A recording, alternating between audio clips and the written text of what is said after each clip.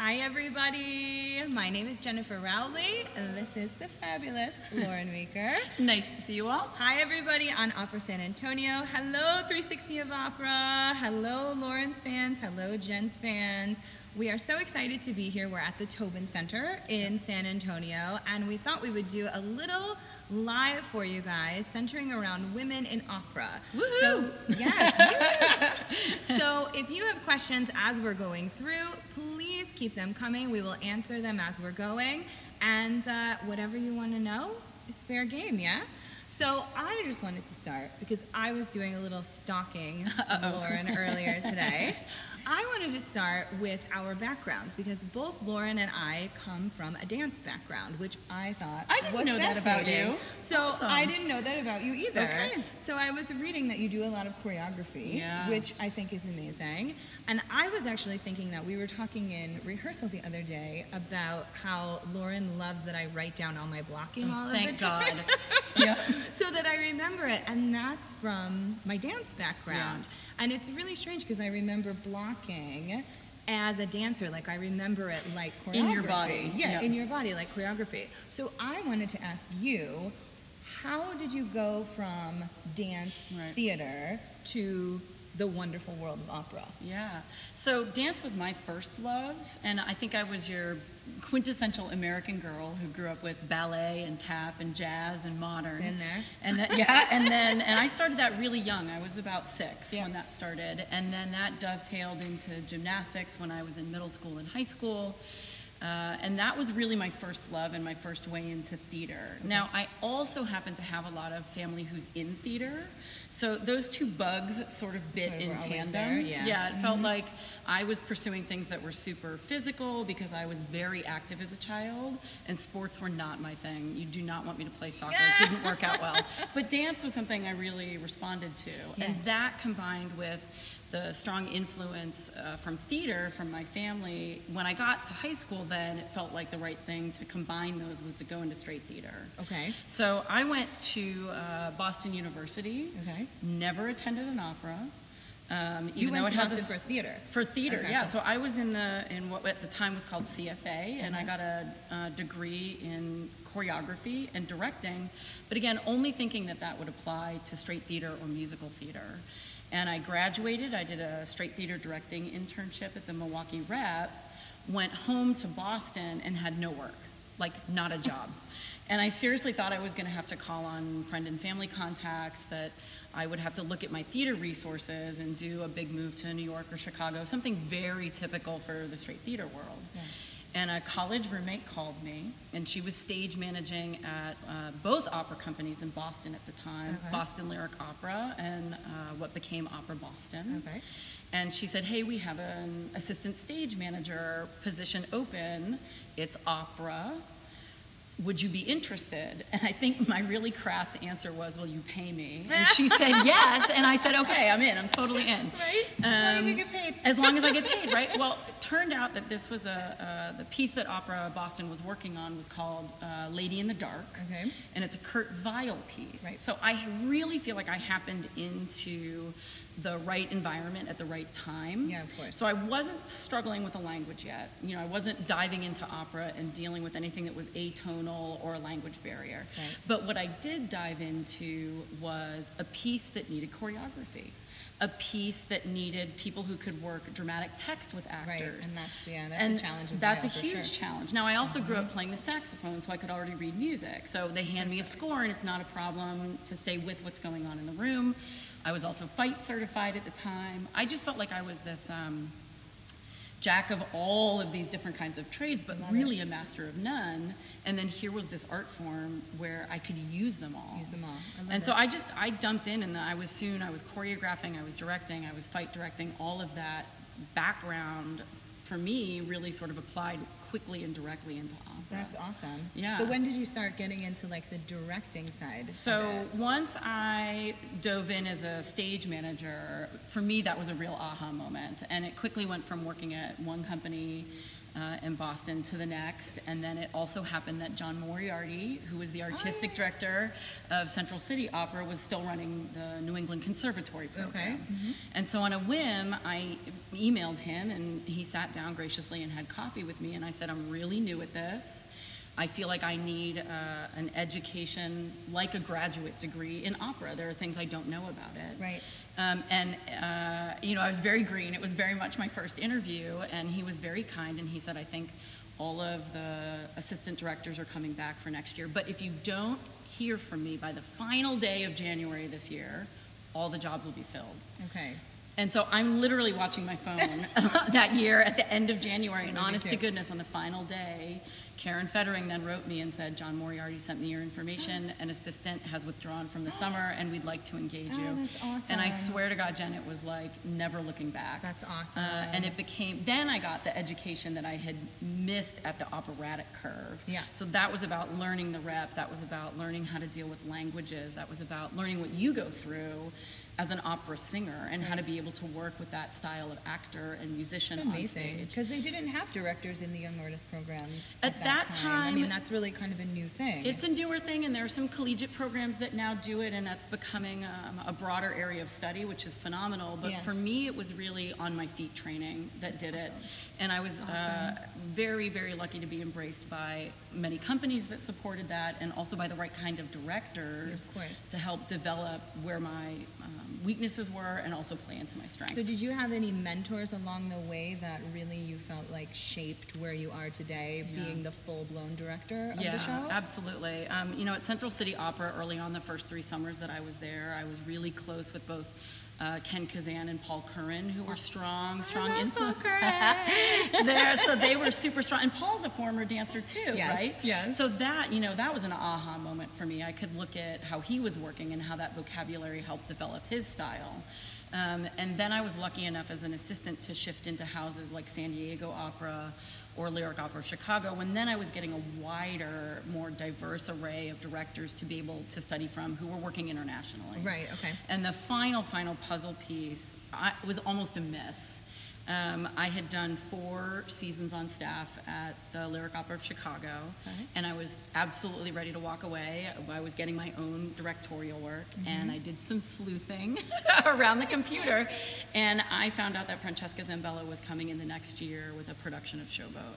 And so I looked at the other members of the staff, and I said, I will do anything you want the rest of the season if you all walk away from Showboat and allow me to work with Francesca. And that they agreed to that. That actually happened. And she was then the big, and has been the driving force as my mentor. It's so funny because I knew that. Yeah.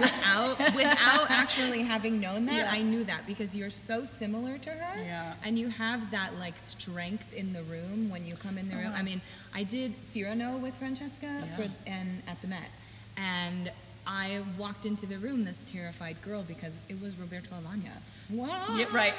Right? Not only did Francesca make me feel incredibly comfortable, but she challenged me in ways that I had not been challenged yet in the opera world. Right. And she walked in that room with like this energy of like, I'm the boss, I'm the big man in charge, we're all gonna do great work here today, and then we're gonna have a great time doing it. And you enter the room like that. I mean, no, I'm not even kidding. The first day, like I walked in the room and you were like, Jen!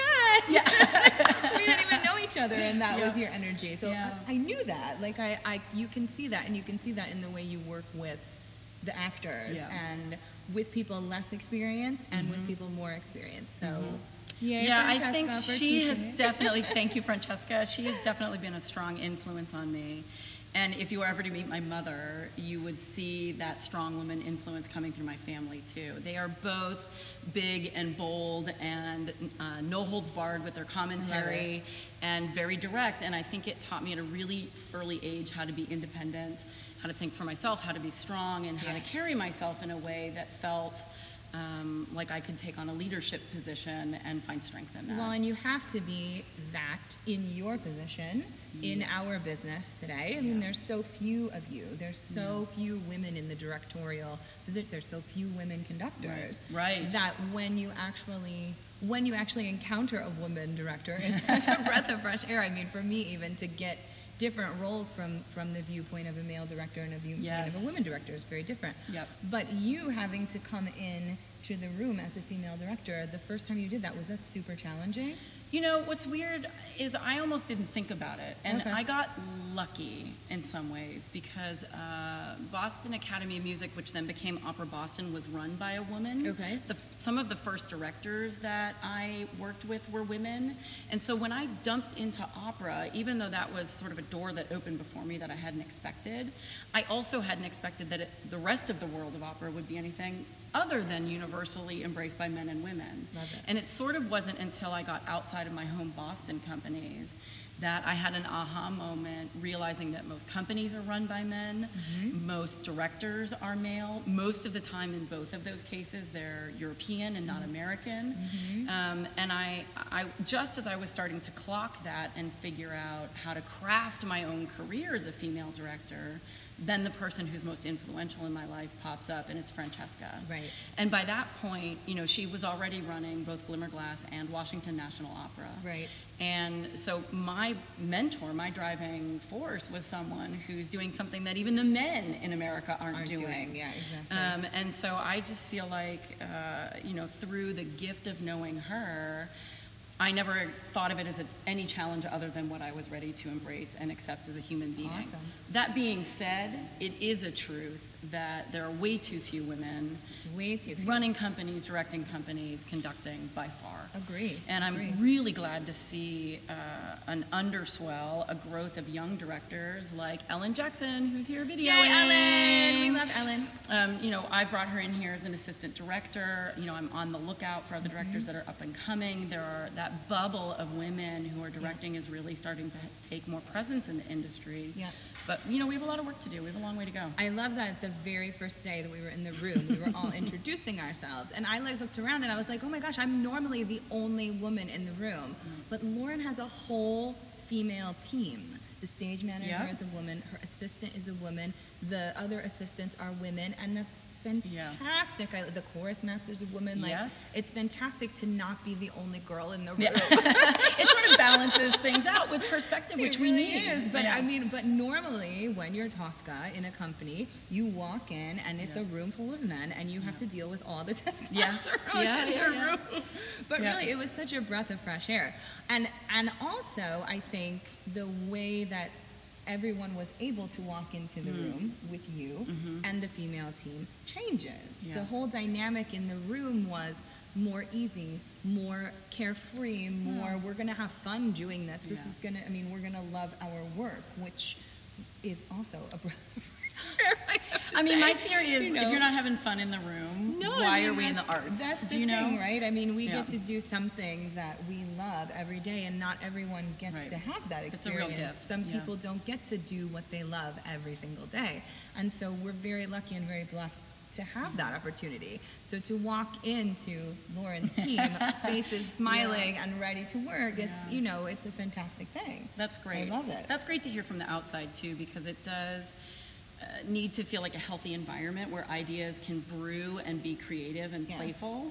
And I'm as interested in hearing what the men in the room, particularly those who are playing roles opposite you, what their viewpoints are on a scene, and how their characters can interpret something, which doesn't have to universally mean that that's how your character interprets the same. Absolutely. And I think part of the history of opera is it gets locked into a set viewpoint. You know, you interpret the text or the material through the male colleagues in the room, even though the title character is a woman. And even though there's information within the score that gives room for a different interpretation. And what I think has been great about this particular process is, you know, obviously how well researched you are and the kinds of fabulous conversations we can have that just allow varying viewpoints, like using what Scarpi is feeling in the scene versus what Tosca's feeling in the scene as valid for both of those characters and necessary. It's completely valid for both.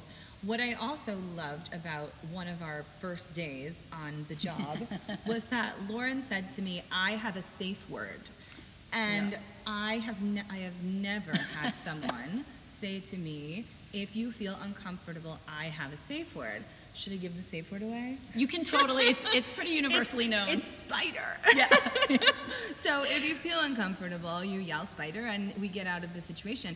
But I wanted to talk on that Yeah. with this whole, Me Too movement that's happening, Right. and finding the necessity in certain pieces Yeah. to have an intimacy coach Yep. and to have a safe word when you're working in a scene.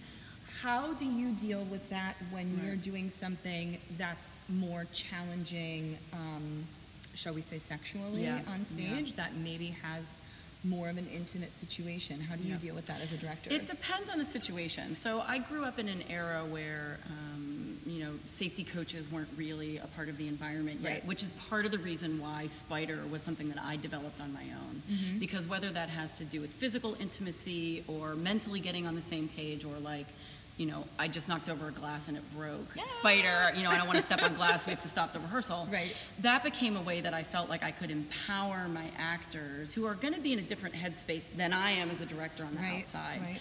That empowers you all to be able to say what you're feeling comfortable with or what you're not. Right. And then the next layer of that, I think, is what kind of relationship I'm able to establish and just what the vibe in the room is. Mm-hmm. So, Tosca, actually, we got lucky, I feel, in some ways, Yes, we do. with how Yes. comfortable you and Michael Yes. are together. Yes, Michael Fieldy, our amazing Scarpia here. Oh my God.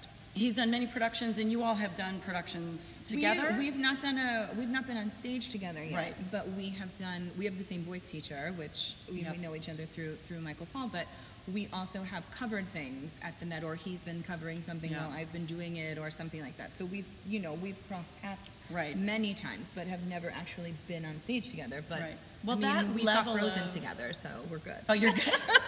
Well, that level of comfort was apparent right away. Good. And something that innately happened with you all was feeling comfortable not only with the physicality, and that speaks to who you are and where you both are with your own personal aura of comfort, but also as two colleagues working together. Mm-hmm.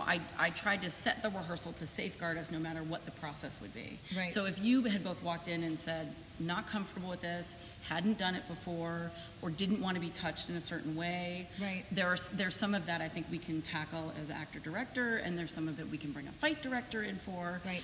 Or even if it needs to take the next step to an intimacy coach, we can do that as well. But really, the answer to those questions always are based on what kind of experience my actors are having in the room. Okay. And some people might feel comfortable with me as a woman, which is a super help, Mm-hmm. and others might, say, no, I actually don't feel comfortable. This makes it harder. What I'm trying to do is get comfortable for a woman. In which case, I'll then look for another avenue to empower that person to feel comfort with someone, even if it's not me. That's awesome. So it's really, it's important that I think we reach a level to be able to do what's being asked of the characters through the music and the text. And in opera, a lot of times that's a mental game at the highest level, and it's a physical game between two, if not more people. No, absolutely. And sometimes there are situations which are very delicate, and it definitely requires, to sit down and talk about it and say, okay, what are we comfortable with within you and I? What don't you like? What don't you like? What do you. Sometimes as an actor, you can pick up on those cues too, though. Right. Like a lot of tenors, when you sing with them, they don't like to be held around the diaphragm. So like Sure. if you're holding your tenor and he kind of squirms Yeah, out the way, you gotta read that signal. You know that he's not comfortable with a high note coming up or Right. something, and you need to kind of, let go a little bit. I've had, many partners on stage where you just kind of get these cues, these physical Right. cues that, I don't quite like you touching me like that Right. while I'm singing, which is great if you're in tune to that and you can. Well, and that's part of what I think change, is but you're becoming necessary as both Yeah. directors and actors. Yeah. That hopefully we're entering a world where someone who's uncomfortable can start to feel more empowered than even just a squirm, but Yes. to say, okay, I love you, Jen, but can But we can hold we this, do this, this? or this? Yeah, Or absolutely. even you said we were working on some Act 2 work together, and Michael was trying one move, and you said, no, I need a little space here, and we said, okay, so we'll reroute and go this way. But it's allowing people to feel like they have a voice in what they want, to be Yeah. able to craft the scene around that. Absolutely. Whether it's what I'm asking as a director or between two colleagues who are acting in a scene together. I just love that it's open. The communication is open enough to do that Yeah. in our rehearsal rooms, Right. because there's plenty of rehearsal rooms around the world where the communication isn't open, or there's a language barrier, or, Right. and you don't get that Right. feeling of comfort, you know, sometimes you have a really great colleague and a bad situation where you're being asked to do something you're not comfortable with, but you and your colleague can kind of work it out together, which ends up happening a lot overseas, you know, in different productions. Well, I just always feel like I've also failed anytime I've tried to shove an actor into something. You know, a lot of people ask me, how much do you pregame? How much do you have your blocking written out? And when I was super young and getting started, I felt like if I didn't do that, I'd somehow not done my job. I get that. But what I discovered was that any idea I have in my head is only one person's view and only one person's perspective, and doesn't take into account the actual real live human being standing in front of me with their own ideas and their own physicality. And that really, I feel like my job is to create an environment where the best idea in the room wins. What tells the best story, what makes people the most comfortable on stage, what allows the music and the physicality and story to spring to life. Because ultimately, you all need to be the ones that feel like you're cooking with gas. That you can create that character and that music, and that you're in a flow and a vibe together. If your brains are busy going, I hate this, why do I have to do this, I don't understand the staging, that comes across to the audience, I think. So I try to breed a room where you have a voice. And then you get colleagues who start changing blocking on stage, which then makes the person that you're with uncomfortable, because if you're someone like me who memorizes their blocking like choreography, when somebody steps wrong, the whole body gets out you of just whack. get thrown. The other thing that I love, and especially, I mean, we feel in the room that you are open to all of the ideas. But what I have really been super grateful about is the injury, the attention to the injury. I know if everybody, I still have my boot on. But the last production that I was in, I was basically asked to deal around the injury. And what I was asked to do, it was very physical, and I was up on the ground, being kicked, being punched, being this, being that. And there wasn't really any caution taken to the fact that I'm hurt and I'm trying to heal. Now that I'm sort of at the end of the process, thank goodness this boot is coming off very soon, 2 weeks, I hope. But now that I'm sort of at the end of the process and not wanting to re-injure, you were super attentive to, let's make sure Jen's foot's comfortable. Let's make sure we're not, you know, going to hurt you or anything like that. And I think that says something too about how the opera world today has sort of evolved. You know, because we do want everyone in the room to be comfortable. I want all my colleagues to be comfortable. I want you to be comfortable. But there's another step in that you don't want someone who is already hurt to be reheard, or, you know, nothing at, well, first of all, that doesn't gain me anything. No, right? But I mean, also, I need you, and I need you at your best and what makes you feel comfortable but the in fact order to that be able to you're do not it. like set in, this is what you have to do in this scene, and I don't care if you can't do it, you know, and you get that in the business sometimes. But the fact that you're flexible in that and your vision is wider than just a little box is fantastic and very impressive. Well, great. Thank you for that. Because it's important to keep you. It's important to keep any actor our love healthy and fest up safe. here. So, do you guys want to ask any questions of either myself or of Loren about the process, about our beautiful Tosca up here on can you the all see it stage behind behind? us? This is the Seattle Opera production, the Seattle Opera stage. It's gorgeous. It's all drops, right? It's deceptive actually, because what drops. looks like a structural interior to the church in Act 1 is actually all drops, all painted drops. The only thing that's structured that you're seeing up there right now is the scaffolding. It's absolutely beautiful. And the rest of it is drops too, right? The apartment, everything is painted. Most of Act 2 is painted drops, and Act 3 is maybe as solid as we get because we have the second level for the edge of the parapet. To jump off. But it's we're lucky to be able to have this production. It sits well in the Tobin Center space. We just started loading it in yesterday, so today's our first day with staging. And you guys had a fantastic... I actually haven't seen it. So. You had a fantastic Sitzprobe last night. We did. We had the Tobin Center, you can't see, but it's huge. It's, what did we say, 1,600? 1,600 seats. It goes all the way up and back, which is fantastic. But the acoustic, I don't know if you can hear it on the video, it's echoey. It's really live. And so you're up there and you're kind of looking out going, ooh, this is a big house. But you get feedback off of, there's a lot of wood around the walls and things, and so you get a lot of feedback from the residents of the voices. And, you know, it was a really great, Did it feel good to be up there for the first time? It's hard. The one thing that is hard, I don't know if you guys can see from there, the pit is huge. It really and is. And it's very open. So from where the conductor is standing to the stage is quite a far way. It's probably a normal stage size.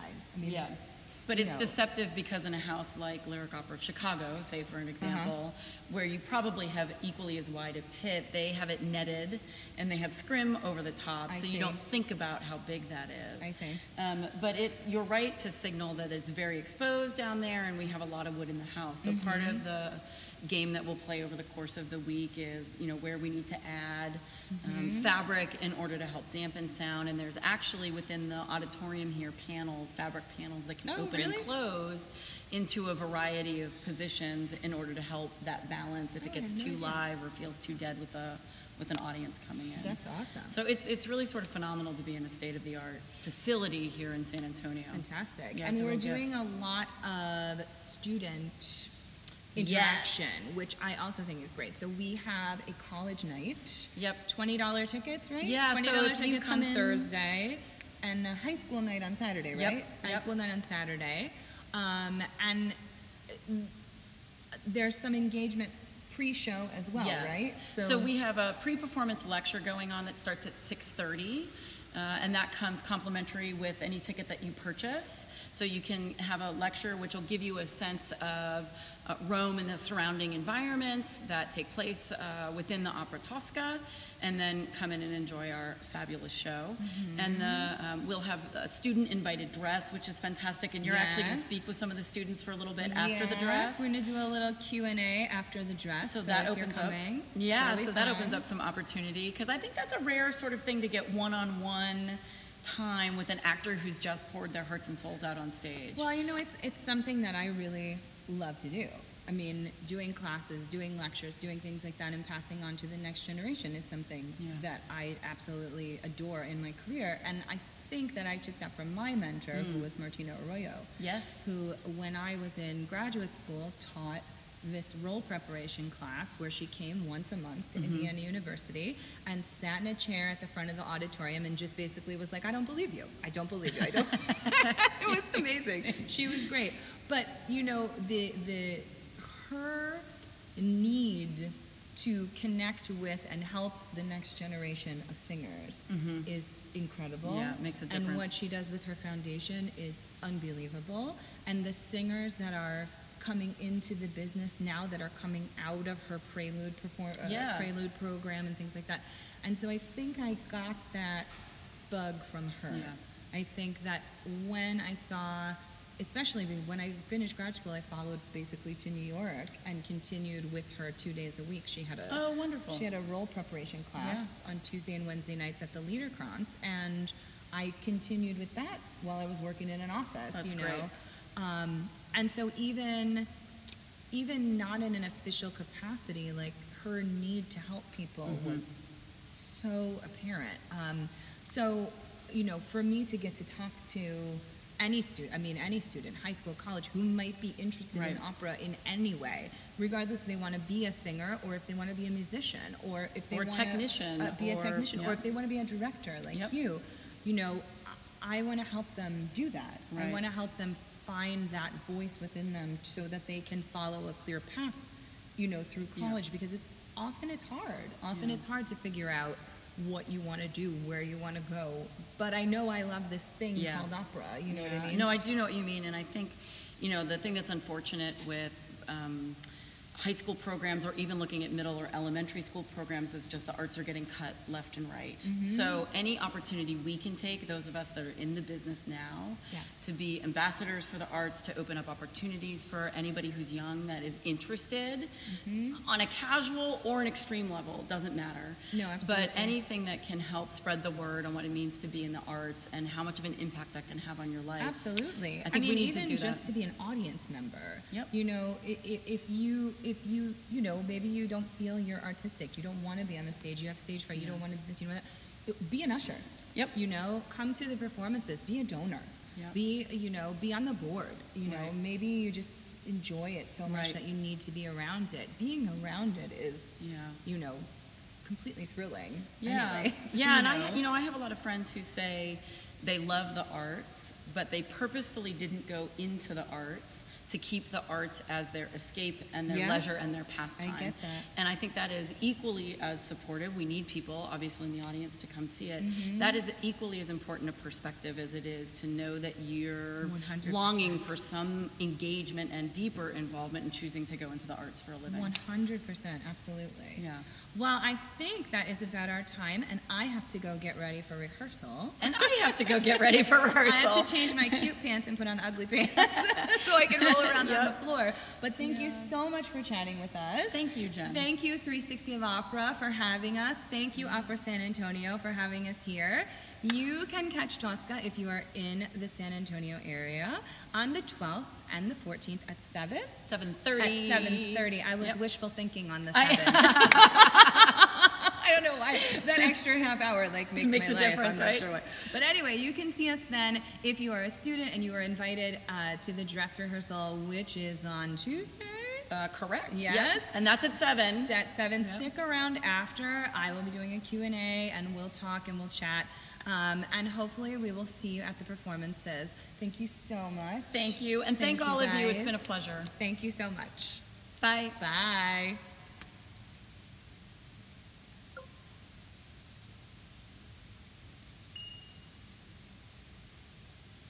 Okay.